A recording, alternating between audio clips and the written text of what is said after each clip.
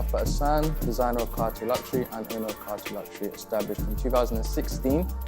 Now it's 2021. You know what I'm saying? Yeah, we're here in an interview. So yeah.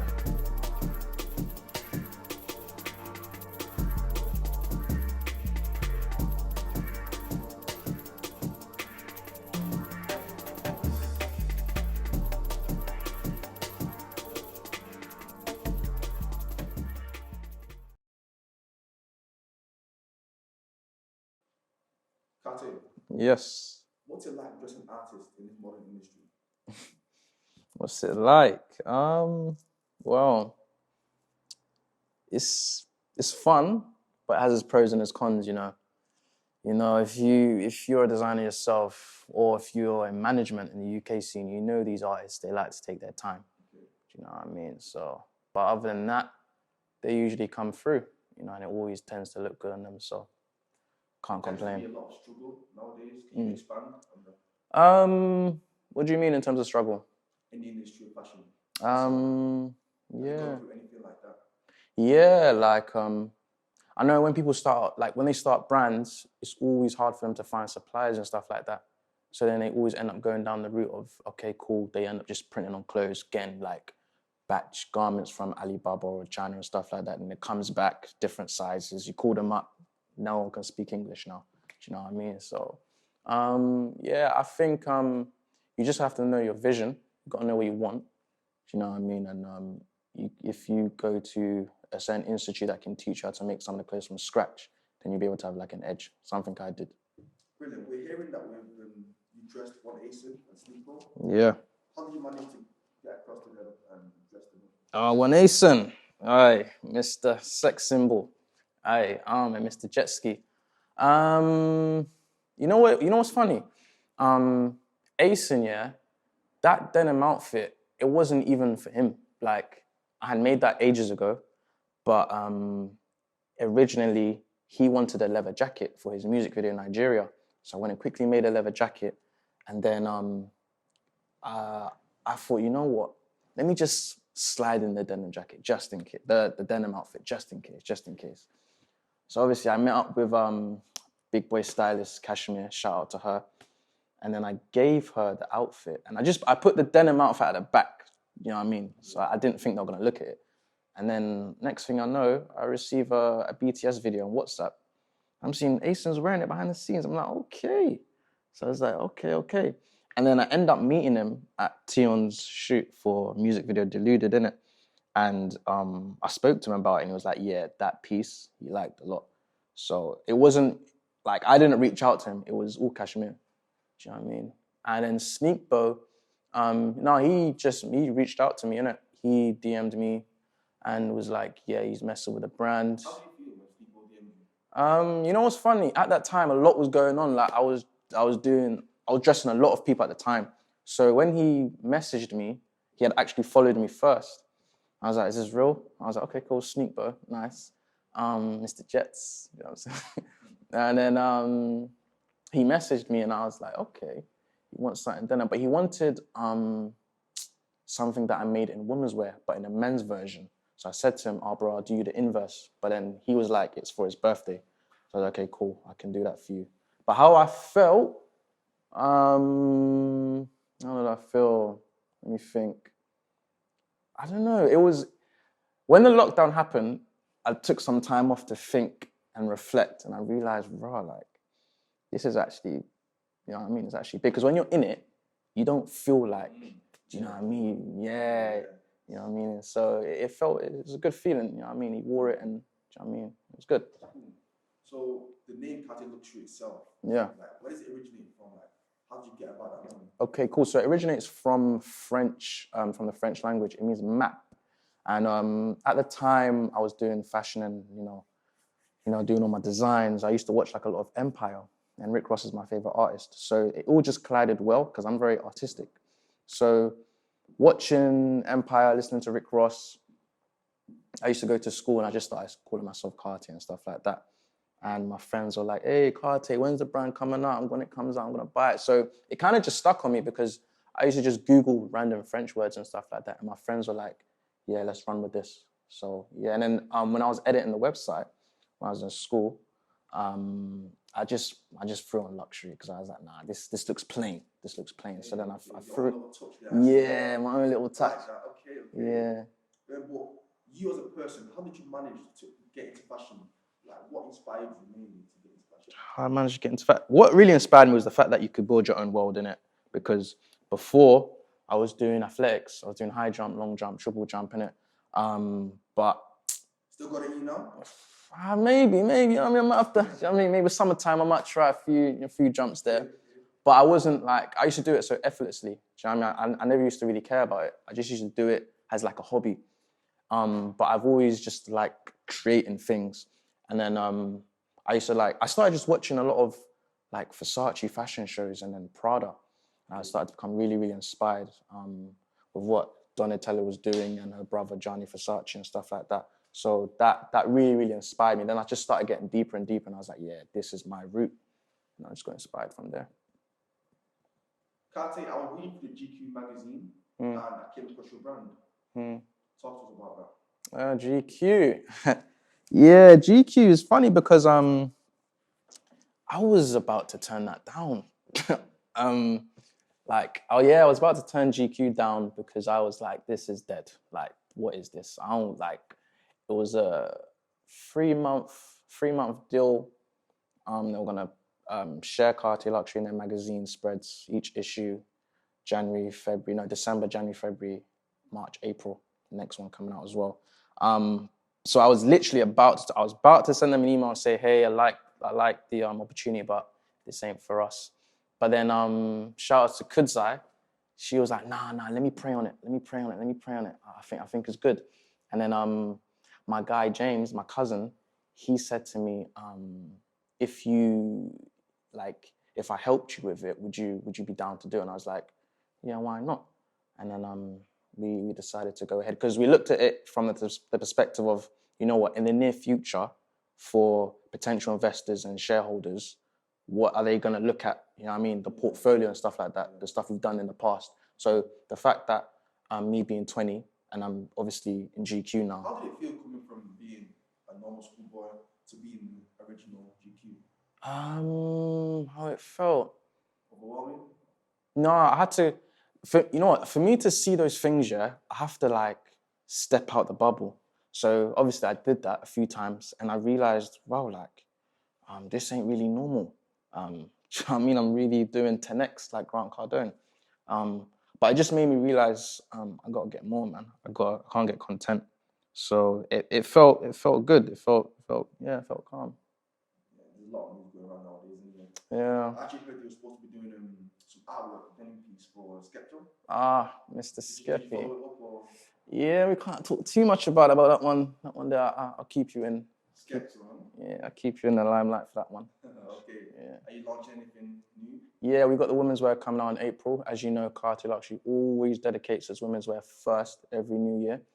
You know, because since Mr. Boris has done his lockdown, we can't really release anything just about yet. So we've got 3 T-shirts coming out at the end of this month, near to my birthday. And then we got the women's wear coming out in April. And then after that, we got the rest of the men's wear coming out. Have you got any other plans to dress any more big artists or footballers? Yeah, recently CARTÉ's been going more so the football route. Do you know what I mean? We decided to, you know what, let's take it down the route of dressing more athletes.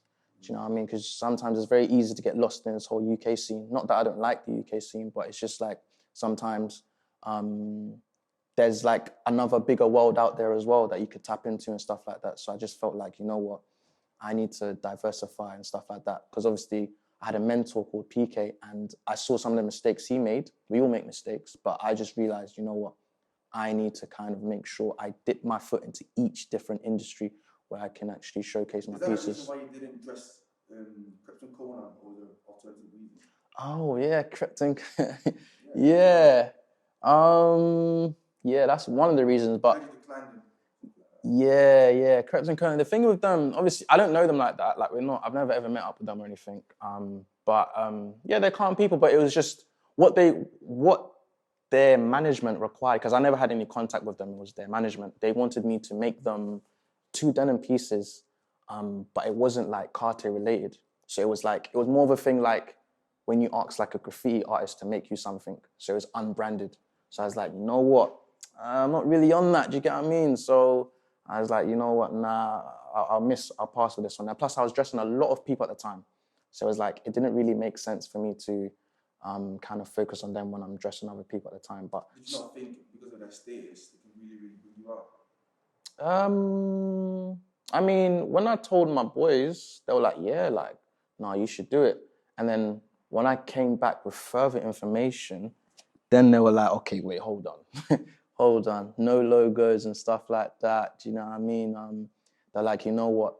When you meet them, then you can, discuss something. Because they never had any contact with me. So I'm assuming that's what their management wanted. So yeah, I don't know if they even seen the brand. So I just thought, like, let me pass on this one. There'll be bigger opportunities later on. Sounds to me that like a lot of challenges in this. What would you say is the hardest part of being a designer, especially from London? The hardest part is balancing the branding. Like balancing the branding and having to make the money at the same time. And keeping the money. It's easy to make the money, but keeping the money is like the hardest bit. But in terms of branding, because in London you've got like, everybody wants to be a designer nowadays, isn't it? Everyone wants to be a rapper, everyone wants to be a model. And sometimes it gets a bit so it becomes like a lot of people doing the same thing at the same time. So it kind of shadows out the people who are really unique and different. That now leads me into talking about branding. I'm very, very strict on branding and stuff like that, hence why I release women's wear first, to keep the brand refreshed every year.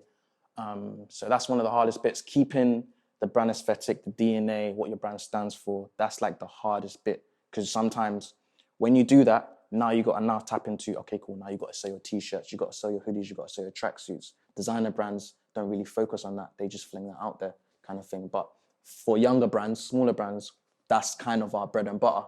Do you know what I mean? So that's what we have to kind of put out to kind of survive and stuff like that. So yeah. So is that what you'd say makes you different, the brand? I'll say what makes my brand different is obviously the color scheme and the whole artsy vibe and luxury vibe. Do you know what I mean? That like collide in both worlds, artsy and luxury together. That's kind of what makes the brand very unique and different. Love to hear it. Yeah. So what's your plan for the rest of the year? 2021? My plan for the rest of the year. My plan for the rest of the year, I got to dominate.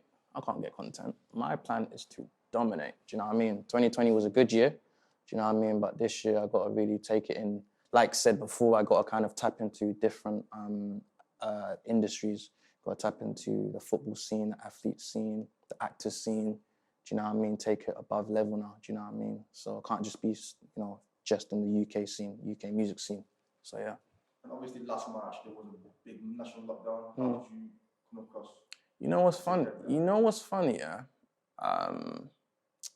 That was like, that was like the big tipping point for CARTÉ Luxury. Like January, February, March 2020 is what made the brand go from here to here. So 2020 was really and truly like the best year at that point, because I was dressing so many artists. I was doing left, right, center, making so many garments, making so many different moves and stuff like that. So at the time, it was good. It was good. And then obviously when we got released from, the cages, that's when sales just went up. Do you know what I mean? Managed to recoup all the money we didn't make during the lockdown, and sales just went up. So you'd say COVID was a positive experience? Yeah, it was. But in it, it felt like, obviously when we were caged in our houses, it felt like we're slacking. But obviously that's the first time we've ever been through something like that. So we just had to deal with it and get more creative and figure out a few things that you didn't even know about yourself. So yeah. Let's take it back, Carté. What was your life like before you got your foot in the fashion industry? Ooh. Okay, so I was working with so I left secondary school, went Thomas More, and then I knew that I needed to go to a fashion college. So I went to a fashion college, Kensington and Chelsea College, stayed there for 2 years. But the stuff they were teaching me wasn't really like, it was fashion orientated, but when you go to some of these fashion colleges, not to disrespect them and stuff like that, but like, it's like they want every student that comes there to be the next Alexander McQueen. And I'm not really on that. Do you know what I mean? I'm about actually building a company. I'm actually about building a brand. It's good to do that stuff, keep the brand refreshed, but sometimes, like, if you really want to make money, do you know what I mean? We're in that day and age of it's all business now. If you want to make money, you got to make sure you're selling, your garments, because that's the marketing, isn't it? Do you know what I mean? So yeah, so I went to Kensington and Chelsea, and then I met this guy called Patrick Kevin, rest his soul, Brixton Acre Lane. Now, if you're from South London, if you're from Brixton, you know that Acre Lane strip, Patrick Kevin was the tracksuit king. Furthermore, he was the blueprint. Do you know what I mean? Before the Trap Star, before the Man of the Year, before all these other brands, before Gun Club, before all of them brands, yeah? You know, he was the blueprint. Yeah, he started this whole tracksuit thing. I'm talking, yeah, he took me around to his factory. He showed me how to pattern cut. I even worked in his store. He introduced me to a few different people. Like, I'm talking, he was putting leather with velvet on a tracksuit. Like, what brands are doing that today, apart from the designer brands? Urban. Do you know what I mean? That's what he was doing. Do you get what I'm saying? So learning that and seeing him doing that was like, wow, like, I'm with a guy that's actually making stuff from scratch and I can learn. And he was driving a nice fancy car and he had the same vision as me. So I was like, yeah, this can work out. So I worked with him for 2.5 years, but it got to the point where things started to get a bit repetitive and I realized, you know what, I need to kind of work with a bigger designer now. Not to say that he wasn't a big designer, yeah, but I just felt like I needed to learn from someone that had been like in that whole proper fashion scene, because he was more on the urban side. Do you know what I mean? I'm not trying to just be in that urban side. Do you know what I mean? So I ended up working with Oswald Boateng from Savile Row. So I worked with him like 2019. So I left the PK store and I went to Savile Row.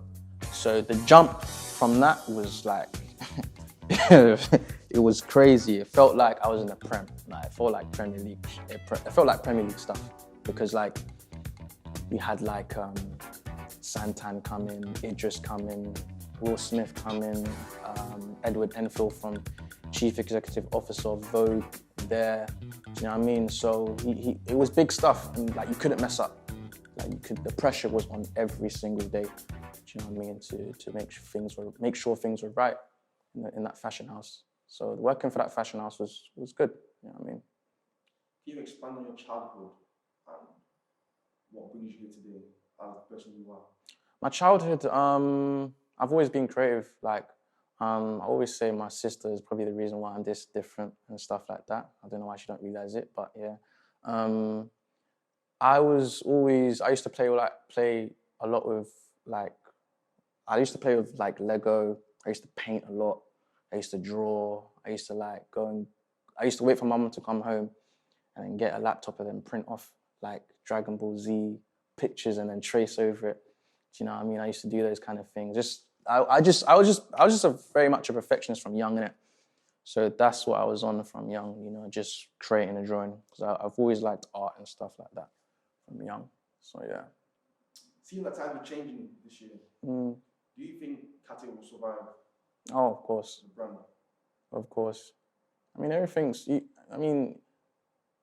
balancing being a fashion designer and a businessman, it's like you got to know that trends come and go. Do you get what I mean? So sometimes it's good to, sit back, scope it, see what's going on. Okay, cool. That's going to stay. That's not going to stay. All right, cool.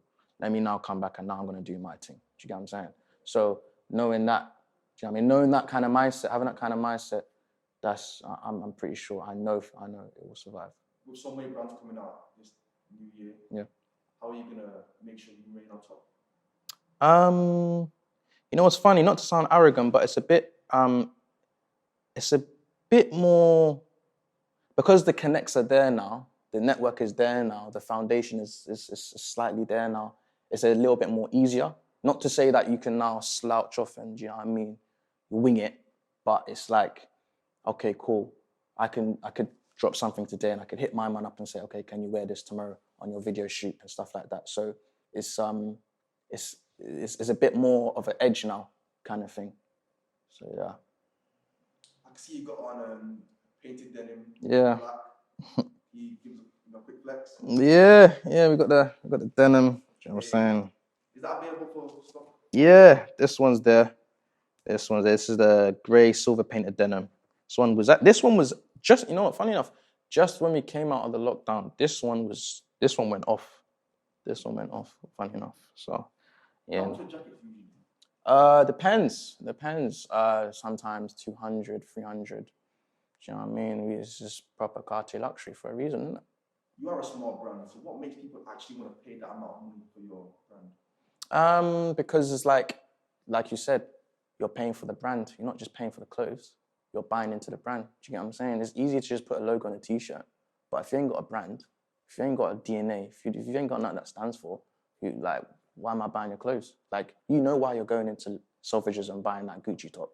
You're buying into the brand. You know why you went into, the urban section and bought that Billionaire Boys Club t-shirt.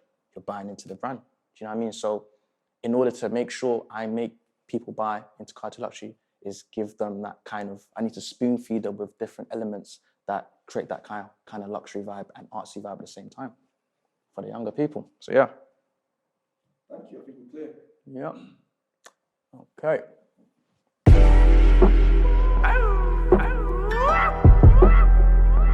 You remember at the end of the Flintstones, when Fred Flintstone used to put the